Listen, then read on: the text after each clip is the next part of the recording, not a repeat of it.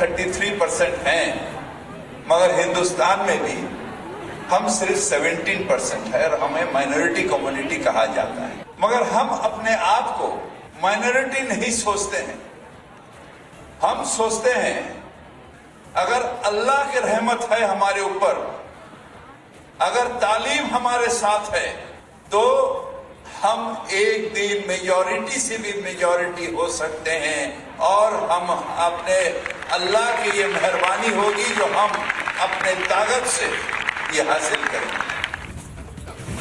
আপনারা শুনলেন ঠিক কি বলেছেন ফিরহাদ হাকিম, বক্তব্য শোনালাম। শুধুমাত্র এটা নয়, এর আগেও ফিরহাদ হাকিম তিনি উস্কানিমূলক বক্তব্য রেখেছিলেন। কি বক্তব্য শোনাই আপনাদের? যারা দুর্ভাগ্য নিয়ে জন্মেছে, যারা ইসলাম নিয়ে জন্মায়নি, তাদের দাওয়াতে ইসলাম অর্থাৎ ইসলামের দাওয়াত দিয়ে তাদের মধ্যে নিয়ত ঈমান নিয়ে আসলে এটা আল্লাহ তাআলাকে খুশি করা হবে। আমাদের ইসলামের রাস্তা। আপনারা শুনলেন ফিরহাদ হাকিমের এই বক্তব্য, অর্থাৎ পরপর দুবার তিনি এমন ধরনের বক্তব্য করেছেন এবং ফিরহাদ হাকিমের এই বক্তব্যের পর লাগাতার রিপাবলিক বাংলা তাকে প্রশ্ন করে গিয়েছে, কিন্তু রিপাবলিক বাংলার প্রশ্নে কার্যত চুপ ফিরহাদ হাকিম।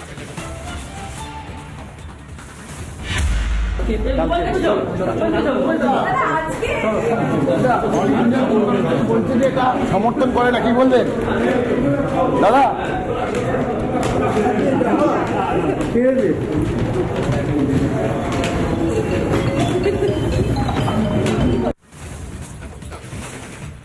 আপনারা শুনলেন তাকে প্রশ্ন করা হয়, কিন্তু তিনি কোন রকম ভাবে কোনো উত্তর তিনি দেননি।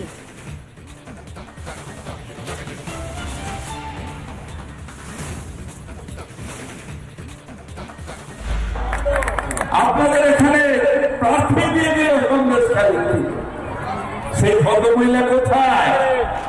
এই তো হাইবিনের বিরুদ্ধে কেস করেছিল, হেরে গিয়ে হেরো মাল, কয়েক লক্ষ ভোটে হেরে গেল, তারপরে কেস করলো। বিজেপি কেস জানে, মানুষের পাশে আসতে জানে না। আর এরপরে উঠছে প্রশ্ন যে এত কিছু, এত মন্তব্যের পরে কেন ফিরহাদ হাকিম তাকে শুধুমাত্র সতর্ক করেই দায় সরা হলো তৃণমূল? কবে তার বিরুদ্ধে কঠোর পদক্ষেপ হবে এই প্রশ্নটাই উঠছে। কিন্তু এর মাঝে আরো একটা বিষয় মাথাচাড়া দিচ্ছে, তাহলে কি ফিরহাদ হাকিমকে দিয়ে জল মাপার চেষ্টা? সময় এসেছে কি এবারে হিন্দুদের এককাট্টা হওয়ার? সংখ্যালঘুদের সংখ্যাগুরু হওয়ার ডাক, ফের উস্কানিমূলক মন্তব্য ফিরহাদ হাকিমের। এবং এরপরে লাগাতার যখন ফিরহাদ হাকিমকে প্রশ্ন করা হয় তখন তিনি কি উত্তর দিচ্ছেন একবার শুনুন।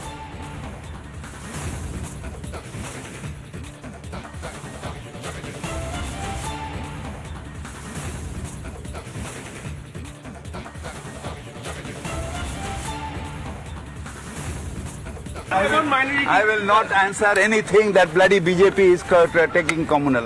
I am a secular and I will die as a secular. I will not answer anything that bloody BJP is taking communal. I am a secular and I will die as a secular. আপনারা শুনলেন লাগাতার যখন ফিরহাদ হাকিম তিনি লাগাতার যখন উস্কানিমূলক মন্তব্য করছেন, তিনি যখন সংখ্যালঘুদের সংখ্যাগুরু হওয়ার ডাক দিচ্ছেন, ওপারের হিন্দুদের পরিণতি কি এপারেও তিনি চান? এই প্রশ্নে কার্যত তিনি এড়িয়ে গেলেন। তিনি বলছেন তিনি সেকুলার, কিন্তু বারবার করে ফিরহাদ হাকিম যে বক্তব্য রাখছেন তাতে প্রশ্ন একটাই উঠছে যে ওপারের হিন্দুদের পরিণতি কি এপারেও চাইছেন ফিরহাদ হাকিম?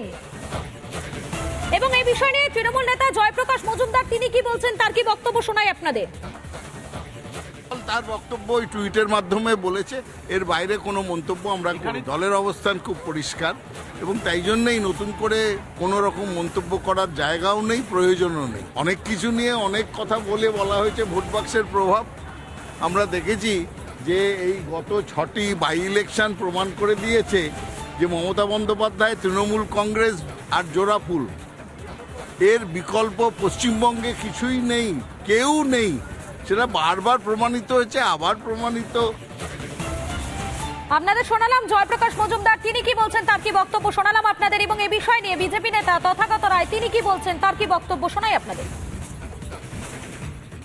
তাকে যদি এই ধরনের কথা বলবার স্বাধীনতা দেওয়া হয় তাহলে আমার বিলক্ষণ আপত্তি আছে, কারণ এ থেকে ফিরহাদ হাকিম দেশের বিশেষ করে পশ্চিমবঙ্গের হিন্দুদের পক্ষে একটা জীবন্ত বিপদ স্বরূপ। তৃণমূল কংগ্রেস একটা পার্টি যেখানে মমতা ব্যানার্জির কথা ছাড়া কিচ্ছু নড়ে না। অতএব আমি এটা বিশ্বাস করতে রাজি নই যে ফিরহাদ হাকিম এই যে কথাগুলো বলেছেন সেগুলো মমতা ব্যানার্জির ইচ্ছে ছাড়া বলেছেন। আপনারা শুনলেন তথাগত রায় তিনি কি বলছেন, তার বক্তব্য আপনাদের শোনালাম। কিন্তু একটা বিষয় স্পষ্ট হয়ে যাচ্ছে, এই যে ফিরহাদ হাকিম বারবার করে উস্কানিমূলক মন্তব্য করছেন, তার ফলে তাকে শুধুমাত্রই সতর্ক করা হচ্ছে। কিন্তু সতর্ক করেই কি দায়সারা হতে পারবে রাজ্যের শাসক দল তৃণমূল কংগ্রেস? কবে তার বিরুদ্ধে কঠোর পদক্ষেপ নেওয়া হবে?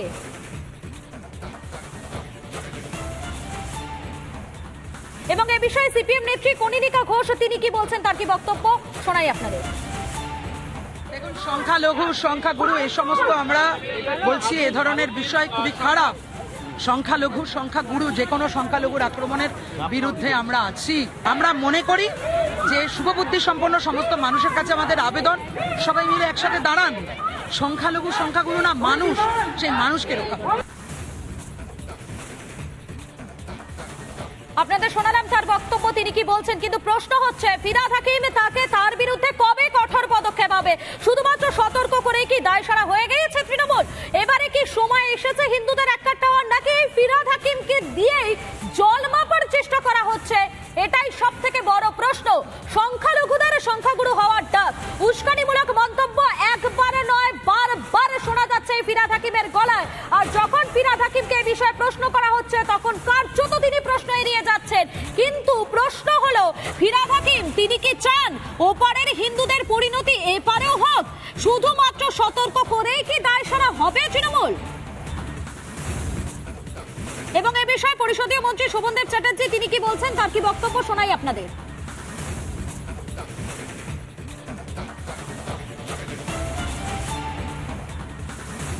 দলের সর্বোচ্চ নেত্রী তার বক্তব্য দিয়ে দিয়েছেন, দল রিয়াকশন দিয়েছে, দলের বাইরে কোনো কথা বলবো আমি উইদিন পারসন, দলের নির্দেশ মেনে চলা মানুষ। দলের বিরুদ্ধে জীবনে কখনো কোনো কথা বলিনি, দলের স্ট্যান্ড পয়েন্টকেও আমি কখনো চ্যালেঞ্জ করিনি। স্বাভাবিকভাবেই আমার দলের যা বক্তব্য আমার সেই বক্তব্য।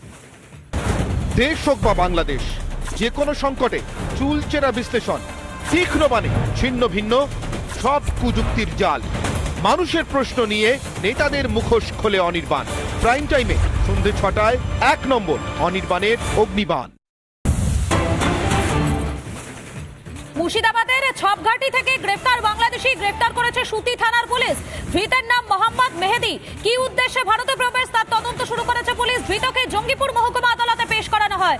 আরো একবার জানাই আপনাদেরকে, মুর্শিদাবাদের সুতির ছপঘাটি এলাকা থেকে গ্রেফতার বাংলাদেশি গ্রেফতার করলো সুতি থানার পুলিশ। ধৃতের নাম মোহাম্মদ মেহেদি। কি উদ্দেশ্যে ভারতে প্রবেশ তার তদন্ত করছে পুলিশ। ইতিমধ্যেই ধৃতকে জঙ্গিপুর মহকুমা আদালতে পেশ। মুর্শিদাবাদ থেকে গ্রেফতার বাংলাদেশি সুতির ছপঘাটি এলাকা থেকে মোহাম্মদ মেহেদি নামে এক ব্যক্তিকে গ্রেফতার করেছে সুতি থানার পুলিশ। কি উদ্দেশ্যে ভারতে প্রবেশ করেছিল, কি কারণ ছিল তার, কোন পথে ভারতে প্রবেশ, কার কার মাধ্যমে ভারতে প্রবেশ, সেই সমস্ত বিষয়গুলো জানার জন্য তদন্ত শুরু করেছে পুলিশ। খাওয়া কেমন মানে এমন সব মানুষের সঙ্গে কথা, যারা রাস্তায় আছেন, বাজারে আছেন, তাদের কাছে তাদের মনের কথা জানবো। মুক্তিযুদ্ধে কি হিন্দুরা ছিল না? ছিল না, তারা ছিল হিন্দু। আমরা মুখার্জি, এখন তো হিন্দুদের মারছে, অথচ তাদেরকে মারছে, তাড়িয়ে দিচ্ছে, জ্বালিয়ে দিচ্ছে, মহিলাদের টেনে টেনে নিয়ে যাচ্ছে। এই রকম বেইমান, এই দুধ দিয়ে সাপ পোষা জাত আমাদের বাড়িটা পুরো উড়িয়ে দিয়েছে। আমার 2 কাকাকে গুলি করে মেরেছে ওখানে। কোনো হিন্দুর মানে চিহ্ন রাখতে চাইছে না। সরাসরি কথা, খোলামেলা আলোচনা, আমরা সেই সব মানুষের কাছে পৌঁছে যাব এবং তাদের মনের কথা জেনে আরো বাকি সবাইকে জানাবো।